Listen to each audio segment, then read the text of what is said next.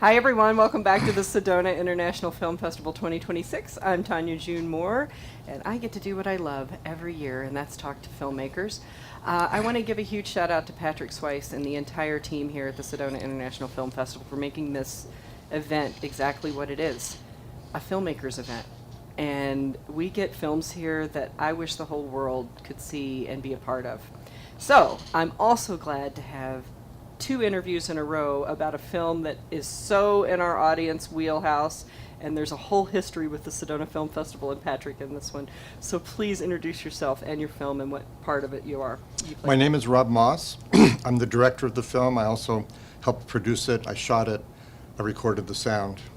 And there's a whole team of us working on the film. So just to give a shout out to Lisa Remington and Kristen Feely, who produced, and Jeff Momberg, who edited amazingly. Yes. An extraordinary job. 48 years of footage into... Totally insane. Yeah. Too much footage. Yeah. But in a way, it's a film that generated its own archive. And it's an unusual archive because it's it's of the same people and then shot by the same person. So it has a past that has a life to it. Yes. And it's called? The Bend in the River. Yes. And it's a whole documentary, not only about an entire group of people in their life and where they have gone since 1978, but also about conservation and history and just life in general. And this is so in the wheelhouse of Sedona Film Festival. You were here, though, Patrick's first year. Yeah. So Patrick's been here 20 years. You were here that year. I was here that year. And it's the third of a trilogy, this film. The first film was The River Trip in 1978. The second film was 20 years later as people were wading into their middle age, and the film cuts back and forth in time. And that film, The Same River Twice, was here at this festival 20 years ago. Wow. And then seeing the growth in the festival, like looking at the catalog is shocking. It's like, whoa, look at all these great films. Yes. Have you already screened? Yes, once, but there's another screening today. Okay. And what was the audience? I wasn't here. It was at another festival. I was in California with the film. Oh, so we didn't okay. arrive. So I missed that. Sorry to have missed that. But yeah, I know. I'm teasing. I know. But not quite, and I'm not either. That's like I would have loved to have been here. I just think they're always sold out. There's always a rush line for all of our films, and I'm always interested in what our audiences notice and what they feel and what the feedback is for someone this is an artist's life up on the screen. Why did you decide to do this, and keep this footage? And did you, in your mind, I'm going to tell this story in 50 years? No. I had no plans. No, well, that's right. There was no plans. It was the first film was essentially my first film, and I was just becoming a filmmaker and falling in love with cinema and how to shoot something and how to make something, and I was just leaving my life as a river guide and living outdoors. And so a year after I started film school, I brought a camera into my camera from my new life into my old life on the river, and made a film about a 35-day trip down the Colorado. And it's just this extravagant youth living a life that we could make back then. And you were talking about the way it sits in the culture.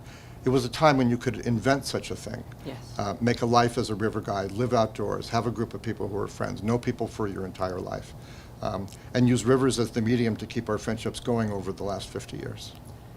It's brilliant. And it makes me realize not only how healthy people were in the 70s. Your entire cast, I'm like, this is the healthiest physically people I've ever seen. Nobody's working out. I know. River, you're... Yes, we were very active. But you're very active. And then, were there when you were putting the film together, were there any surprises for you or stories that got left out that you really might come back and retell later, or that you wish you could have fit in a little better? There's hundreds of examples of that, really. But there's not one that just stands out and you go, oh. Well, I would say that, but in general, the thing what we ended up doing in this film is, it's a film that goes from being young to middle-aged to old, however old we are now. I'm 75. Congratulations. Thank you. But any individual moment in the film can go forward or backwards. So it's more connected by these I think of it as like the forgotten intimacies of our lives, things that we are incredibly beautiful, fleeting, forgettable, but the camera remembers. Yes. And then the editing can remember. And it's constructed out of such moments rather than by people's biographies, what they did. Yes. But I mourn not having what they did in the film, because they did amazing things, and that's a big part of people's lives. But we ended up going in this other direction. I like this direction, and I want to give you a huge compliment because my partner is an editor. You didn't fall in love. Whoever did the editing did not fall in love with every piece of it. It's very tight, and it tells a really great story, and it takes you on a beautiful ride. Thank you. So thank you for not falling so much in love with your stuff that we were like, dude, you could have cut 20 minutes out of this and it would have been the same story. It was well done.